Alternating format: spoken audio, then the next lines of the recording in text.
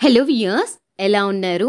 మీరందరూ ఆనందంగా ఉండాలి అని మనస్ఫూర్తిగా కోరుకుంటూ welcome back to our channel. నేను మీ ఆంధ్ర అమ్మాయి నిర్మల. ఇవాల్టి వీడియోలో మన వ్యూయర్స్ అందరికీ క్షీరాద్రి ద్వాదశి పూజను నేను ఏ విధంగా చేసుకున్నాను అనేది ఇవాల్టి వీడియోలో మన వ్యూయర్స్ అందరికీ షేర్ చేస్తున్నా. అంతేకాకుండా క్షీరాద్రి ద్వాదశి పూజను ఎవరైతే నిన్న చేసుకొని ఉండరో వారు మరలా పూజను ఎప్పుడు చేసుకోవాలి ఏంటి అనే విషయాలను కూడా ఇవాల్టి వీడియోలో షేర్ చేస్తున్నాను. సో వీడియోని ఎక్కడ స్కిప్ చేయకుండా ఎండ్ వరకు చూడండి. వీడియోలో మీకు చాలా వరకు మంచి ఇన్ఫర్మేషన్ అనేది మీ అందరితోటి షేర్ చేస్తాను. క్షీరాద్రి ద్వాదశి అనేది సాయంత్రం సమయంలో పూజ చేసుకోవాలి, కానీ నేను నిన్న మార్నింగే పూజను అయితే చేసేసుకున్నాను. సాయంత్రం సమయంలో ద్వాదశి గడియలు అనేది లేకుండా ఉన్నాయి కాబట్టి ముందు రోజు పూజ చేసుకోవడానికి కొంచెం అన్కన్వీనియంట్గా ఉండి సరేలే తర్వాత రోజు మార్నింగే పూజ చేసుకుందాము అని చెప్పేసి పూజకు కావాల్సిన ఏర్పాట్లన్నింటినీ మార్నింగ్ 3:30-4 నుంచి స్టార్ట్ చేసేసాను. తెలిసిందే కదా, కొంచెం పెద్ద పూజలు ఏవైనా ఉన్నాయి అంటే అలంకరణ కోసం, డెకరేషన్ కోసం, పూజకు కావాల్సిన ఏర్పాట్లు ఇవన్నీ చేసుకోవడానికి సరిపోతుంది. ముందుగా మనం ఎన్ని ఏర్పాట్లు చేసుకున్నా కానీ తర్వాత రోజు ఏర్పాటు చేసుకోవాల్సినవి చాలా ఉంటాయి. అందుకే ముందుగా ఇల్లు వాకిలి మొత్తాన్ని శుభ్రం చేసుకునేసి ఇంటి ముందు ముగ్గును ఏర్పాటు చేసుకునేసి తులసి కోటను కూడా పసుపు కుంకుమలతోటి అలంకరించుకున్న తర్వాత ఉసిరి దీపాల కోసం ఉసిరికాయలను అయితే కట్ చేసుకునేసి చక్కగా ఇలా రావి ఆకులను ఏర్పాటు చేసుకునేసి ఉసిరి దీపాలను అయితే సిద్ధం చేసుకున్నాను. ఈరోజు ఇంకా పిండి ప్రమిదలు అయితే చేయలేదు. చెప్పాను కదా, మొత్తం 21 దీపాలు అయితే పెట్టాలి. అవి ఉసిరి దీపాలు అయినా కానీ, పిండి దీపాలు అయినా, మట్టి ప్రమిదలో దీపాలు అయినా కానీ మీకు ఏ దీపాలు అందుబాటులో ఉంటే ఆ దీపాలను మనం పెట్టుకోవచ్చు. ఒకవేళ అన్ని పెట్టుకోలేము అంటే 11 దీపాలు, 5 దీపాలు, 3 దీపాలు ఇలా కూడా పెట్టుకునేసి పూజ అనేది చేసుకోవచ్చు. ఉసిరి దీపాలను ఇలా సిద్ధం చేసుకున్నాను. ఇందులోకి ముందు రోజే నానబెట్టేసుకున్నాను వత్తులను నూనెలో. ఆ వత్తులను తీసేసి చక్కగా ఇలా ఉసిరి దీపాల మీద ఏర్పాటు చేసుకున్నాను. తులసి కోటను పసుపు కుంకుమలతోటి అందంగా అలంకరించుకొని తులసి కోట ముందు విష్ణు చక్ర నామాలు వీటన్నిటిని ఏర్పాటు చేసుకున్నాను. తులసి కోటను కూడా పీఠం మీద ఏర్పాటు చేసేసుకున్నాను. ఇక అరటి డొప్పలు వీటన్నిటిని సిద్ధం చేసుకునేసి దీపాలు వెలిగించుకోవటం కోసం అరటి డొప్పల దీపాల కోసం ఇరువైపులా కూడా అటు ఇటుగా నీటిని అయితే ఏర్పాటు చేసుకున్నా. అరటి డొప్పలలో దీపాలను ఏ విధంగా వదలాలి, వదలటం వల్ల ఎటువంటి లాభాలు ఉన్నాయి అనే విషయాలను నేను నెక్స్ట్ వీడియోలో అయితే షేర్ చేస్తాను. ఎందుకంటే రేపు కార్తీక పౌర్ణమి కదా, చాలా వరకు అరటి డొప్పలలో దీపాలు వదులుతూ ఉంటారు. పోలి పాడ్యమి రోజున వదులుతూ ఉంటారు కాబట్టి రెండిటికి ఉపయోగపడేటట్లుగా ఉంటుంది. కాబట్టి రేపటి రోజున నేను ఆ వీడియోని అయితే షేర్ చేస్తాను. ప్రెజెంట్ సిచ్యువేషన్లో మనము ఎక్కడికి కాలువలలోకి, బావులలోకి, నదులలోకి వెళ్ళలేం కాబట్టి ఇంట్లోనే ఇలా అరటి డొప్పలను వదులుకోవచ్చు నీటిలో. ఈ రోజు మన పూజలో ప్రత్యేకత ఏంటి అంటే గోకులం నుంచి మన బృందావనంలోకి అంటే మన తులసికోట దగ్గరికి ఆ శ్రీకృష్ణ పరమాత్ముడు మన పూజను అందుకోవటం కోసం వీచేశాడనమాట. ఎంత ఆహ్లాదంగా ఉందో కదా ఆ శ్రీకృష్ణ పరమాత్ముని చూస్తూ ఉంటే. శ్రీకృష్ణ పరమాత్ముని కూడా చక్కగా గంధం కుంకుమ బొట్లను ఏర్పాటు చేసుకునేసి చక్కగా తులసి మాలలను అయితే నా చేతులతో కట్టాను. ఆ తులసి మాలను ఏర్పాటు చేసుకున్నాను. ఆ పాటికే పిల్లలైతే లేచేశారు. 5:30కే లేచేశారు. సో లేచేసి వాడు ఇంకా క్రికెట్ ఆడుతున్నారు. వాడిని ఆడొద్దు నాన్న అని ఎంత చెప్పినా వాడు వినుకోవట్లేదు. వాడు నా పూజ చూస్తూ క్రికెట్ ఆడుతూ ఉన్నాడు.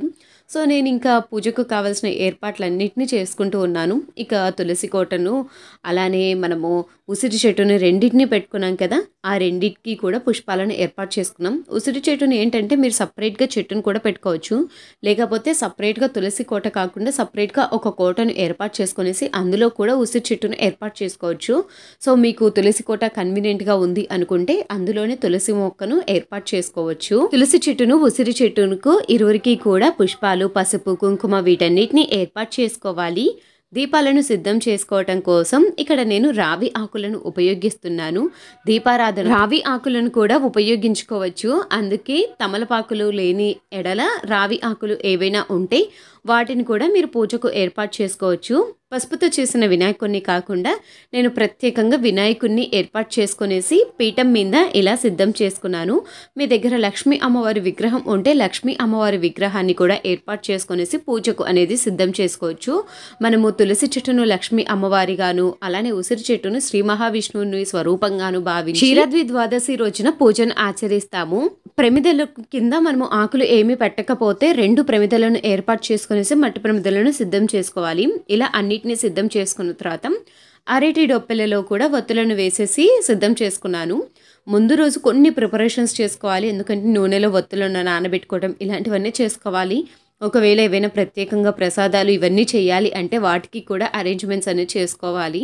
సో ప్రసాదాలు ఏమి చేయలేము, మార్నింగే పూజ చేసుకోవాలి, హడావిడిగా ఉంటుంది అనుకుంటే పండ్లు కానీ, అటుకులు, బెల్లము, పానకము, వడపప్పు, చలివిడి వీటిని కూడా దేవునికి అనేది నైవేద్యంగా సిద్ధం చేసుకోవచ్చు. మనము ఏర్పాటు చేసుకున్న ప్రమిదల అన్నిట్లో నూనెను వడ్డించి వత్తిని వేసేసి సిద్ధం చేసుకోవాలి.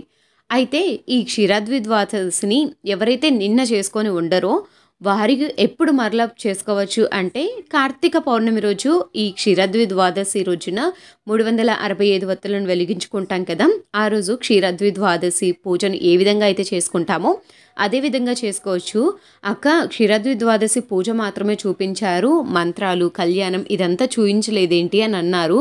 సో కళ్యాణం మంత్రాలు వీటన్నిటినీ చూపించాలి అంటే వీడియో కొంచెం లాంగ్ అయిపోతుంది, మళ్ళా పోస్ట్ చేద్దాం అనుకున్నాను. బట్ కానీ ఇక ఆ వీడియో షేర్ చేసేలోకే కొంచెం టైం ఎక్కువగా అయిపోయింది, వీడియోస్ కూడా ఫాస్ట్గా అప్లోడ్ చేయడానికి టైం లేకపోయింది. అందుకే కళ్యాణం వీడియో అనేది పోస్ట్ చేయలేకపోయాను. సో క్షీరాద్రి ద్వాదశి పూజను ఎవరైతే ఆచరించాలి అనుకుంటారో వాళ్ళు యాస్టీస్గా అక్కడ నేను చూపించిన విధంగా ఆచరించవచ్చు. ఒకవేళ కళ్యాణం చేసుకోవాలి అంటే 9 పోగుల దారాన్ని తీసుకునేసి దానికి పసుపును పూసేసి చక్కగా పసుపు కొమ్మును కానీ అమ్మవారి రూపు కానీ ఏర్పాటు చేసుకునేసి తులసి చెట్టుకు ఏర్పాటు చేసుకోవచ్చు.